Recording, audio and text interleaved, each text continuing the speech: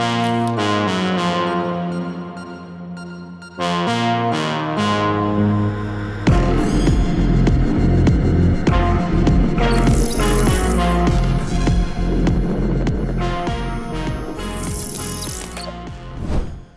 up everyone? Welcome back to my channel. In today's video, Nubia sent me their newest gaming phone, the RedMagic 8 Pro, which you can see right here.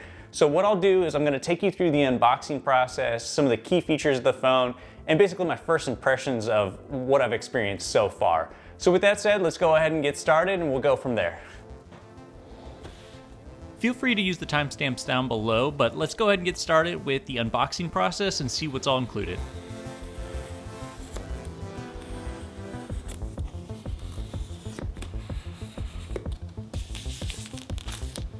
First thing I noticed was that they definitely put some effort towards the packaging with the graphics and cool art pieces.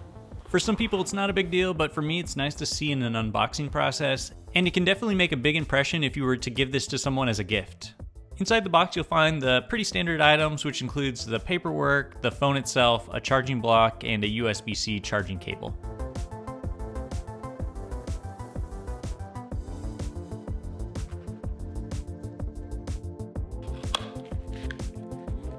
Inside the initial envelope, you get a SIM card ejector pin as well as a very basic case. This is actually just nice to have because you can use it to help protect your phone during the time span you might choose to get a case elsewhere.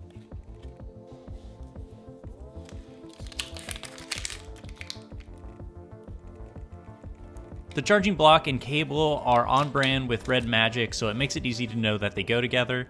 And then last but definitely not least, we have the phone itself. And I gotta say, it is extremely clean.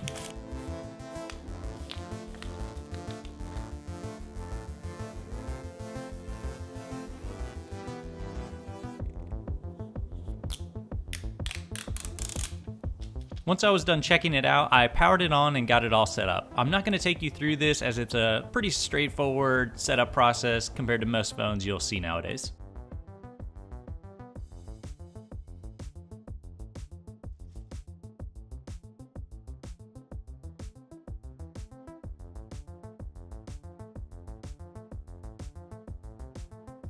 And for those of you interested, this is what the provided case looks like when you add it to the phone.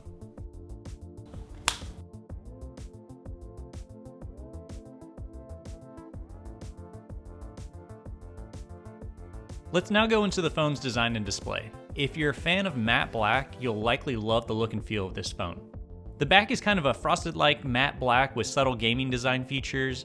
But what's really cool for the RGB fans out there is that they have these really nice light features that light up in a ton of different ways that really just make the phone stand out. Because of the battery and the technology in the phone, it's got a little heft to it, but really it's almost the same thickness as an iPhone 14 Pro Max. The frame itself is an extremely clean metal, and it's also where you'll find the red game space slider. The screen is pretty amazing, and it just makes sense for a gaming focused phone. It nearly takes complete advantage of the space with its 93.7% body ratio. The display is a 6.8-inch full AMOLED display with 400 pixels per inch and a maximum brightness of 1300 nits. I'll go into this soon, but what they did to make this phone as bezel-less as possible was designing a near perfectly hidden camera under the screen to avoid any camera notches. So what exactly makes this a pro-level gaming phone? To start off, the phone runs on the Snapdragon 8 Gen 2 processor that gives you more power efficiency, improved performance, and faster memory. It also features a secondary chip called the Red Core 2 that is designed to handle the gaming functions such as audio, haptic feedback, and RGB lighting so that the Snapdragon 8 Gen 2 can focus on performance. The screen itself has a 960Hz multi-finger touch sampling rate, and what is easily one of my favorite parts of the phone is when you activate the game space slider, you'll activate the game dashboard, which gives you the ability to use the 520Hz shoulder triggers. Depending on what games you play and how competitive you are, these are a huge advantage. And to be honest, they make the gaming experience way more fun. Like, you really start to wish all phones adopted this technology. GameSpace gives you a ton of features to play around with as well, such as adding a crosshair to your screen, remapping shoulder triggers, optimizing the performance levels, and you can add a small display that shows how the phone is performing. While this phone has up to 120Hz refresh rate capability, many of the games that you'll come across won't go past 60 FPS. But this is mainly because mobile game developers haven't really prioritized high frame rate compared to what you'll see on PC and consoles. To keep performance strong with this phone when gaming, Nubia prioritized heat dissipation. Outside of the 10 layers that they use for heat dissipation, the phone also features a high-speed cooling fan that brings air in through a vent on one side and then blows it out through the other side to keep everything cool to the touch. It can get a tad loud at full speed, but it's really not that bad once you're adjusted to it. An area that is a big deal with gaming phones is the battery. And when it comes to this phone, they didn't hold back as it's packed with a 6000 mAh dual cell battery. Because of this, the phone's going to last you all day when using it as just a standard phone, but for the gamers that want to max out all settings, you'll get a solid 5 to 7 hours depending on what game you're playing. And what's really nice is that it comes with a 65 watt fast charging via USB-C cable that you can fully recharge the phone in less than 43 minutes. Alright, let's move on to the cameras. On the back you'll find the Samsung GN5 50 megapixel main camera, an 8 megapixel ultra wide camera, and a 2 megapixel macro camera.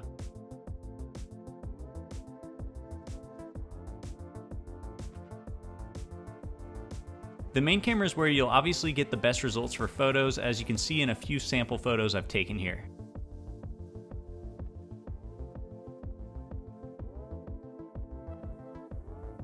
And on the front, there's also an under-display 16 megapixel selfie camera. It's nice that it's under the display and non-intrusive to the screen, but the quality isn't great and it's kind of a soft, hazy look to it. And when it comes to video, the main camera can take videos up to 8K at 30 FPS and 4K at 60 FPS. Again, the main camera is overall pretty decent, but I'll let you judge for yourself with these few sample clips.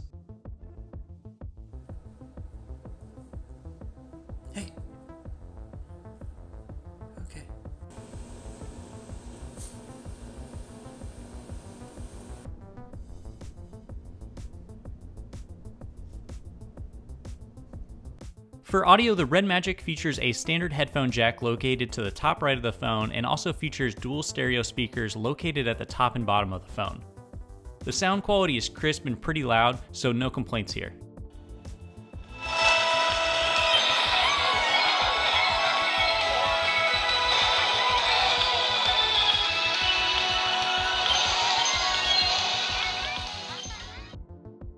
Overall, this phone has actually been extremely fun to test over the past couple of weeks, and it's definitely a top-tier gaming-specific phone with a super sleek matte black design, high performance specs, and extremely fun shoulder triggers.